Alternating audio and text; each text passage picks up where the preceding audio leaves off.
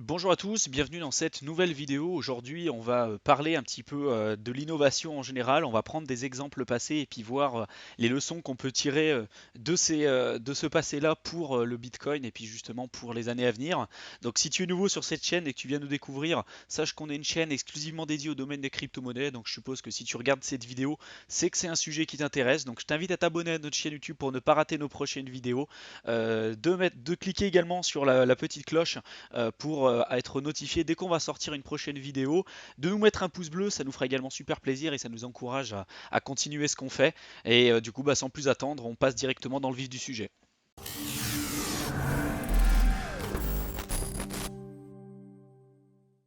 Alors là, du coup, on va parler d'innovation, on va prendre des exemples passés, que ce soit dans un premier temps la voiture, l'électricité, et puis après on viendra un petit peu au Bitcoin. Il faut savoir que tout ce que je vais vous dire là, issu de cette vidéo, c'est issu d'un livre qui s'appelle L'Internet de l'argent, qui a été écrit du coup par Andreas Antonopoulos. Donc pour les personnes qui ne savent pas qui c'est, je vous conseille de faire vos recherches là-dessus et de suivre absolument cette personne. C'est vraiment le fervent défenseur du Bitcoin et puis voilà, des crypto-monnaies en général. Ça fait depuis 2012 qu'il s'intéresse à ça, voire même un petit peu avant. Enfin, je crois que lui, il s'est vraiment intéressé aux cryptos depuis 2012. Et depuis, voilà, il vit que de ça. Il se fait payer uniquement en Bitcoin. Il dépense uniquement en Bitcoin. Il a laissé tomber toutes les monnaies fiduciaires. Donc c'est vraiment un convaincu de cette technologie. Et ce qu'il a à nous apprendre par rapport à ça, c'est vraiment très intéressant. Donc il a écrit de nombreux bouquins, et dont le premier qui est l'Internet de l'argent, où, ou Internet of Money en anglais. Donc là, c'est un bouquin qui a été traduit en français. Vous pourrez trouver facilement sur Amazon.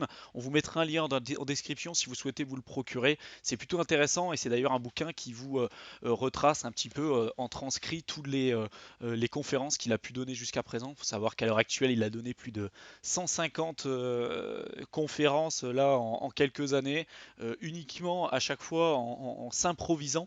À chaque fois, il a aucun PowerPoint, il a rien du tout et c'est juste à chaque fois incroyable ce qu'il a à nous apprendre, et sur chacune de ces conférences, il dit jamais la même chose. Et là, clairement, dans une de ces conférences, il prend l'exemple du Bitcoin et puis il le compare avec d'autres innovations passées, que ce soit la voiture ou même l'électricité. Et du coup, c'est ce qu'on va voir ensemble.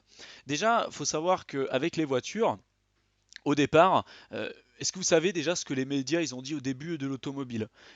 Ils ont tourné au départ les voitures en ridicule. Ils se sont moqués des voitures. Les voitures sont clairement plus lentes que les chevaux. Les voitures, elles tombent en panne tout le temps. Elles ont besoin d'essence chère qu'on trouve nulle part ailleurs. Elles ont besoin d'une infrastructure qui est juste énorme pour fonctionner. Et les médias, ils se sont focalisés au départ sur ce qui faisait vendre le plus de papier, que ce soit les accidents de voiture, les piétons mutilés par les voitures, etc. Et pendant plus de 2 décennies, à partir des premières voitures, l'histoire était celle des machines infernales, vraiment bruyantes, moins performantes que les chevaux, etc., qui pouvaient aller nulle part ailleurs, que seuls les marginaux utilisaient. Et la plupart du temps, ça tuait leurs occupants et quiconque s'en approchait. Donc c'était vraiment la vision de la voiture infernale qui détruisait tout sur son passage. Et donc l'hystérie vis-à-vis de ces voitures, elle a été vraiment à son apogée à partir de jusqu'en 1865. Et là, ça a été le summum au Royaume-Uni, parce qu'il y a une loi qui a été mise en place et qui s'appelle le Red Flag Act. Et du coup, ce Red Flag Act, pardon, ça stipulait que n'importe quelle voiture devait embarquer à son bord 3 membres d'équipage. Dans un premier temps, il y avait le conducteur, il y avait l'ingénieur et le signaleur. Et donc le conducteur, pour conduire la voiture, l'ingénieur pour superviser cette opération, penser au chemin de fer, etc. Et puis après, il y avait le signaleur qui devait brandir son drapeau rouge et courir une centaine de mètres devant la voiture pour avertir les piétons de l'arrivée imminente de la machine de la mort, quoi. Et donc imaginez-vous aujourd'hui une voiture, vous êtes dans votre voiture et puis il y a quelqu'un qui va marcher 100 mètres de vous pour annoncer aux piétons que vous arrivez avec votre caisse pour éviter de les écraser. Là, clairement, on perd tous les avantages de la voiture et c'est ce qui a tué l'innovation. Donc devinez quand même ce qui est arrivé au Royaume-Uni. Clairement, ils ont perdu la course de l'industrie automobile parce qu'au départ, il faut savoir que la création de l'automobile au Royaume-Uni, ça venait d'eux, hein, ça venait de ce pays-là. Et donc, clairement, le fait d'avoir mis ces lois, comme la loi de 1865, ça a fait en sorte que le Royaume-Uni a perdu complètement la course de l'industrie automobile, parce que face à cette technologie, bah, au lieu de voir son potentiel, bah, ils ont laissé la peur guider leur réaction. Ils ont créé un contexte où une voiture ne pouvait pas faire ne pouvait pas faire ce que fait clairement une voiture à l'heure actuelle. Et si vous faites rouler bah, une voiture aussi lentement qu'un piéton et qui court devant elle avec un drapeau, bah, vous perdez tous les avantages d'une voiture. Donc là, si une voiture, ça exige un équipage avec 3 personnes pour fonctionner, voilà, vous perdez tous les avantages et c'est clairement pas intéressant. Comme je vous disais tout à l'heure, il faut savoir que l'Angleterre, à l'époque, c'était vraiment un acteur dynamique de l'innovation industrielle. C'était un leader mondial et ce qui a fait qu'aujourd'hui, bah, ils ont perdu ce marché-là, c'est à cause des lois comme ça, quoi. Euh, Ça, c'est vraiment instructif parce que ça arrive encore dans le domaine technologique. Et quand, par exemple, là, je vais prendre l'exemple de l'électricité, quand l'électricité est arrivée au niveau des foyers, bah, il y a beaucoup de gens qui ont commencé à électrifier leur maison. Et ces personnes-là, vous pensez que les médias, ils ont dit quoi d'eux? Vous pensez qu'ils ont dit bah, c'est formidable, Thomas Edison, c'est vraiment un génie, il a changé le monde? Bah clairement pas. Et ce qui s'est passé, c'est que les médias, ils ont fait exactement la même chose que les voitures. Ben, ils ont tourné l'électricité complètement en dérision et ils ont dit que bah, c'était une technologie qui était vraiment dangereuse, qu'il allait mettre le feu aux maisons. Et puis ils ont raconté voilà, des histoires de personnes qui se sont électrocutées, des maisons brûlées, etc. Donc, clairement, vous ne pouviez pas utiliser l'électricité parce que ça nécessitait à l'époque un remaniement total de votre maison. Vous deviez bah, installer les câbles, et puis ces câbles-là, c'était quand même un risque si c'était pas mis correctement. Vous deviez acheter les appareils spéciaux bah, pour connecter ces câbles pour éviter qu'il y ait des problèmes. Et à l'époque, c'était vraiment seuls les riches qui pouvaient se le permettre, comme les voitures. Au départ, voilà, c'était pas une technologie qui était ouverte à l'adoption mainstream parce que voilà, il fallait avoir de l'argent au départ et c'était pas clairement pas inscrit dans les mœurs. Et c'était plutôt voilà, un gadget à l'époque vu comme un gadget qui avait aucune valeur pratique, qui était juste là pour amuser les foules. Et d'ailleurs, le maire de Paris, durant l'exposition universelle de 1900, il avait déclaré après cette exposition, cette mode de l'électricité sera oubliée aussi vite que les lumières s'éteindront. Et là, c'était vraiment des mots très importants parce qu'on voit aujourd'hui ce qu'est devenu l'électricité à l'heure actuelle. Et je pense que voilà, si cette personne-là était encore en vie, bon, on pourrait vraiment se moquer de lui parce que voilà, ce qui avait été dit à l'époque pour l'électricité, on voit très bien ce que c'est devenu. Et là, pour en revenir du coup à l'heure actuelle avec, pardon, bah, le Bitcoin. Devinez ce que les gens disent à propos du Bitcoin. Ils vous disent clairement que c'est une technologie compliquée, c'est vraiment pour les marginaux, c'est pour les trafiquants de drogue, c'est pour les terroristes, les voleurs, les escrocs. Et ils voient personne de... Aujourd'hui, il faut savoir que la plupart des personnes qui utilisent bah, le Bitcoin, clairement, ce sont pas les terroristes, les pornographes, les trafiquants. Encore une fois, on en revient à ce qui avait déjà été fait pour les voitures et puis pour l'électricité. Clairement, aujourd'hui, avec le jugement qu'ils ont avec le Bitcoin, les médias mainstream et puis même le jugement aujourd'hui de nombreuses de personnes, clairement, aujourd'hui, ces personnes-là se trompent et le Bitcoin, c'est rien de tout ça. Bitcoin, en fait, c'est simplement une technologie, c'est un protocole. Et en tant que technologie, souvent, son usage, bah, il se propage d'abord parmi les criminels. Les premières voitures qui étaient utilisées, bah, c'était utilisé par des braqueurs pour fuir. Les premiers téléphones qui étaient utilisés pour, bah, justement, par des personnes peu scrupuleuses, c'était bah, pour mettre en place un certain nombre de complots et puis des coups, voilà, plutôt mauvais. Il y avait les premiers télégrammes qui avaient été utilisés, c'était plutôt pour mettre en place bah, des combines de fraude, par exemple. Les premières annonces de relevé de compteurs électriques, également, elles étaient fausses. Enfin, voilà, l'histoire se répète et on voit malheureusement que ça se répète encore une fois pour le Bitcoin. Et d'après vous, je vous pose la question, d'après vous, pourquoi les criminels eh ben, ils utilisent une technologie comme celle-ci? On pourrait se dire dans un premier temps être assez moralisateur et puis de se dire voilà bah, clairement voilà le Bitcoin c'est que pour les criminels, mais en fait c'est pas ça. Il faut savoir que les criminels quand ils utilisent les technologies d'avant-garde, c'est parce qu'ils opèrent vraiment dans un environnement qui est caractérisé par des marges de profit et puis des prises de risques très élevées. Et du coup, dans cet environnement, bah, la concurrence, elle est très rude. Et donc, utiliser la dernière technologie, si vous prenez déjà des risques énormes, bah, ça a clairement rien d'extraordinaire. Et si vous gagnez, ça vous donne un avantage énorme par rapport à ce qui se passe. Et donc, c'est pas étonnant que, au départ, les voitures étaient utilisées par des personnes peu scrupuleuses. Même chose pour l'électricité, et puis même chose avec le Bitcoin. Mais à travers l'histoire, bah, les technologies les plus incroyables, voilà, clairement, on se rend compte qu'elles ont été adoptées d'abord par des criminels. Et mettre en avant ça sur le plan marketing du Bitcoin, c'est clairement ne rien comprendre à ce que le Bitcoin et même la technologie blockchain peut apporter au monde de demain. Le Bitcoin a aujourd'hui bel et bien déjà dépassé son stade préliminaire et c'est plus du tout du ressort des criminels. Il est déjà probablement euh, même si aujourd'hui au niveau des médias c'est encore ce qu'on essaye de vous marteler, il faut savoir qu'aujourd'hui c'est plus du tout dans l'actualité. Et quand il y a des industries qui sont déjà bien installées, que ce soit et qui voient arriver en fait ces nouvelles technologies disruptives, parce qu'il faut savoir que le Bitcoin, l'électricité ou la voiture, c'est vraiment des technologies qui sont disruptives pour les marchés qui sont déjà implantés à l'heure actuelle. Pour les voitures, les personnes qui utilisaient bah, les chevaux pour vendre des calèches, etc., eh ben, ça a été voilà, un moyen de disrupter complètement le marché. Et donc, pareil pour l'électricité, ceux qui vendaient des bougies, qui mettaient en place les systèmes d'éclairage qui existent beaucoup moins à l'heure actuelle, quand ils voient arriver ce genre de technologie, eh ben, au départ, ils l'ignorent complètement parce que pour eux, c'est pas une menace. Et pour le Bitcoin, c'est la même chose.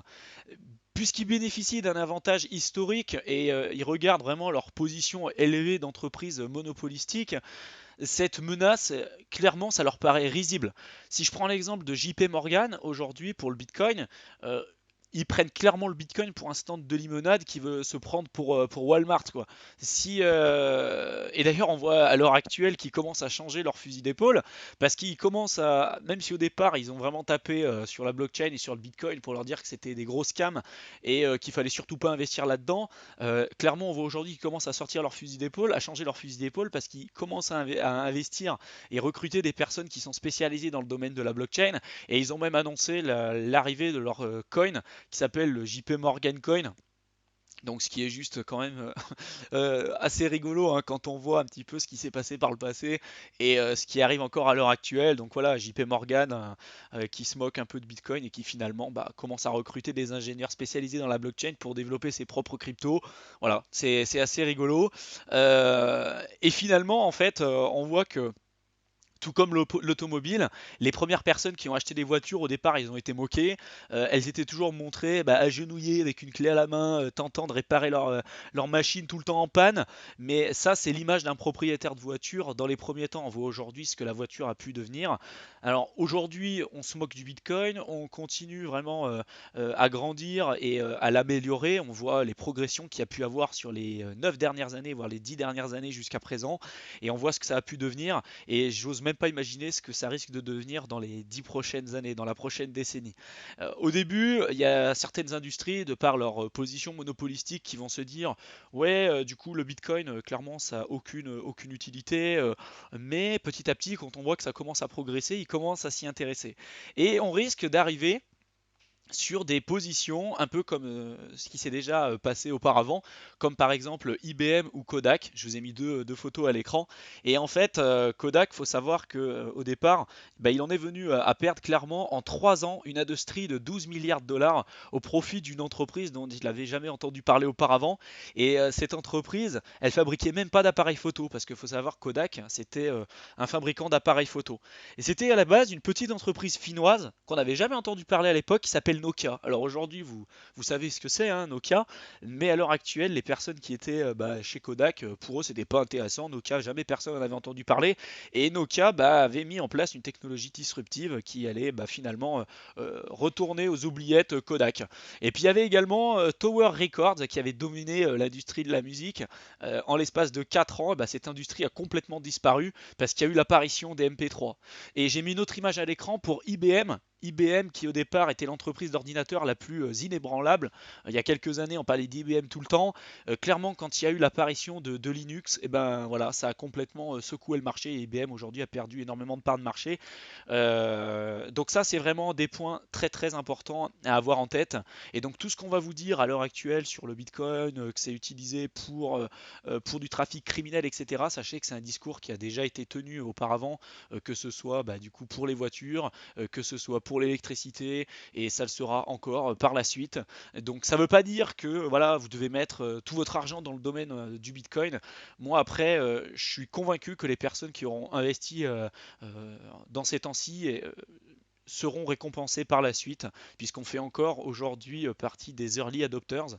Donc c'est pas un conseil financier que je vous fais, hein, bien évidemment. En aucun cas, c'est un conseil financier. Faites vos propres recherches à chaque fois pour investir. Mais je suis persuadé que les personnes aujourd'hui qui n'ont pas encore investi dans les cryptos et qui regarderont bah, cette année 2019, peut-être dans 5 ans ou dans 10 ans, se diront finalement qu'ils ont laissé passer leur chance et voilà, qu'ils auraient dû investir à ce moment-là. Aujourd'hui, vous avez l'opportunité de saisir ça. Vous n'êtes pas obligé de mettre 10 000 euros sur le Bitcoin, voilà, mais je suis persuadé que même si vous mettez déjà peut-être 100 euros sur cet nouvel actif financier, ben, je suis persuadé que vous le regretterez pas. En tout cas, moi, c'est vraiment ce que je crois au plus profond de moi-même. Et c'est d'ailleurs pour ça que je fais cette vidéo. C'est pour vous donner un aperçu un peu plus global de ce qui s'est passé par le passé. Et finalement, on se rend compte que c'est des schémas qui se répètent indéfiniment. Si je vais par exemple sur le site de CoinMarketCap, je vais vous montrer quelque chose, je pense que vous le savez, mais ce qui est complètement dingue, c'est si ça fait un moment que vous êtes dans le domaine des cryptos, je veux dire des bulles spéculatives, vous en avez déjà vu énormément. Alors là, sur le graphique, vous n'allez pas forcément le voir, mais nous, ça fait un moment qu'on est dans le domaine des cryptos, et finalement, des bulles spéculatives dans le domaine des cryptos, il y en a eu énormément. Vous voyez qu'il y en a eu une ici. À l'époque, si vous aviez investi en 2014, bah, vous aviez investi peut-être voilà, à 144 euros. C'était monté jusqu'à plus de 1000 dollars. Et puis après, ça s'est de nouveau un peu cassé la gueule. Euh, Finalement, à cette époque-là, on entendait le même discours. On disait bah, le Bitcoin, c'est mort, voilà, la bulle elle a explosé, c'est fini, ça marchera plus jamais.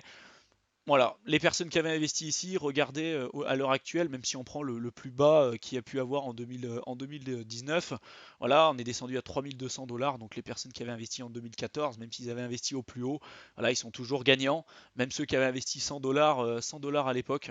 Donc et des bulles comme ça, il y en a eu en 2014, il y en a eu en 2015, 2016, il y en aura une en 2017, et puis il y en aura encore par la suite.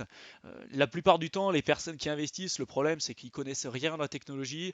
Ils ont investi parce que ils ont entendu parler du Bitcoin à la télé ou par Tata Jacqueline qui leur a dit en même temps qu'elle préparait une tarte qu'il fallait investir dans le Bitcoin. Et clairement, il y a beaucoup de personnes qui ont dit bah voilà, moi j'ai 140 000 euros en économie, je mets tout sur le Bitcoin parce que voilà, aujourd'hui il est à 10 000 dollars. En une semaine, il a pris 10 000 dollars. Donc voilà, je suis persuadé que là, je mets 10 000 dollars sur le Bitcoin quand il en vaut 10 000 et dans 2 semaines, c'est bon, je serai millionnaire, quoi. Bah, la plupart du temps, on se rend compte que ces personnes-là, quand ils entendent parler du Bitcoin, quand ils commencent à investir, c'est déjà trop tard. Et finalement, c'est ces personnes-là qui vont perdre de l'argent parce que ils investissent en fait le moment où il faut pas, le moment où justement c'est plutôt le moment de vendre, eux ils achètent. Et au moment où il faut acheter, qui est aujourd'hui bah, là où c'est historiquement bas, hein, on atteint quand même des bas historiques là dans les cryptos en 2019, et là où c'est le plus bas, là où des personnes étaient prêtes à mettre 20 000 dollars en 2018, en 2017 pardon, pour investir, eh ben, ils sont pas capables de mettre 3000 dollars aujourd'hui pour avoir un seul bitcoin. C'est bon, malheureusement c'est ce qui risque, c'est ce qui va se reproduire par la suite. On vous fera une vidéo complète sur bah, nous les différents points qu'on va regarder par la suite pour le bitcoin, et puis sur les stratégies qu'on va mettre en place dans le domaine des crypto-monnaies pour le prochain bull run, parce que je pense que c'est vraiment fondamental, surtout pour les débutants. Pour les personnes avancées, bon bah clairement je suppose qu'elles ont déjà des stratégies, mais pour les débutants le problème c'est qu'elles investissent, elles ont aucune stratégie. Et voilà, on va essayer d'être présent cette fois-ci pour vous donner un maximum d'informations. Donc abonnez-vous à notre chaîne YouTube pour ne pas rater les prochaines vidéos qu'on va vous poser, parce que là on est vraiment dans une période charnière et ultra importante dans le domaine des cryptos, donc vraiment ne ratez pas ça. Et ce qui s'est passé par le passé, ces investissements en 2017, les personnes qui ont investi un 15 000 et qui malheureusement ont vendu quand c'était au plus bas, Ça se reproduira indéfiniment. On voit que ça s'est passé pour les précédentes technologies, que ce soit même la bulle d'Internet qui a explosé, que ce soit pour les précédentes technologies, les voitures, ce que vous voulez. Clairement, c'est à chaque fois un schéma qui se répète indéfiniment et on se rend compte que bah, l'être humain, voilà, euh, est vraiment guidé par ses émotions, que ce soit la peur et la cupidité. Si vous avez investi dans les cryptos, bah, c'est parce que voilà, vous avez des espérances de gain. Donc d'un côté, vous êtes cupide, vous voulez gagner de l'argent, c'est pas une mauvaise chose, mais vous êtes guidé du coup par cet instinct de cupidité. Et puis également, il y a le deuxième aspect qui est celui de la peur. La peur d'avoir des pertes. Cette aversion à la perte, ça, c'est vraiment une peur qui est fondamentale pour l'être humain. Et du coup, le problème, c'est que quand on maîtrise pas les risques, eh ben, ça peut vous faire prendre des décisions que vous pourriez vraiment regretter par la suite.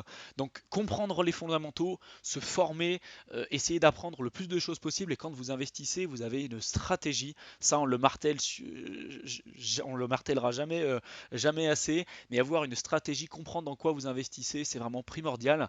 Comment vous pouvez avoir confiance dans vos investissements si vous avez investi dans un actif en mettant tout votre argent, en n'ayant aucun garde-fou de côté, et dès que le cours va prendre 5%, pour vous c'est la fin du monde parce que vous maîtrisez aucun risque, vous savez pas dans quoi vous avez investi, et puis c'est éventuellement un collègue qui n'a jamais investi de sa vie qui vous a dit de mettre de l'argent dessus. Voilà, c'est malheureusement il y a des personnes qui vont encore perdre énormément d'argent. Bon, pour les personnes qui seront éduquées financièrement et qui suivent un petit peu les conseils que nous on va pouvoir vous donner et qui sont formés au domaine des crypto-monnaies. Je suis persuadé que ça sera très profitable par la suite, surtout si vous vous intéressez au domaine des cryptos actuellement et que vous prenez des bonnes décisions actuellement. Voilà. Cette vidéo est un peu plus longue que prévu. Ouais, j'ai pas mal dévié par rapport au sujet actuel, mais du coup, je pense que ça pourra vous aider à avoir une vision un peu plus objective de tout ça. Dites-nous ce que vous en pensez en commentaire. Si justement vous pensez que cette vidéo elle pourra aider un maximum de personnes, dans le domaine des cryptos, n'hésitez pas à partager massivement cette vidéo autour de vous, à nous aider à nous faire connaître, à- à nous mettre des commentaires positifs, etc. Ça nous fera extrêmement plaisir. On essaie de se donner un maximum pour vous donner un contenu de meilleure qualité. Donc continuez ce que vous faites. Et puis sur ce, je vous souhaite une excellente fin de journée. Et puis on se retrouve dans une prochaine vidéo. Salut!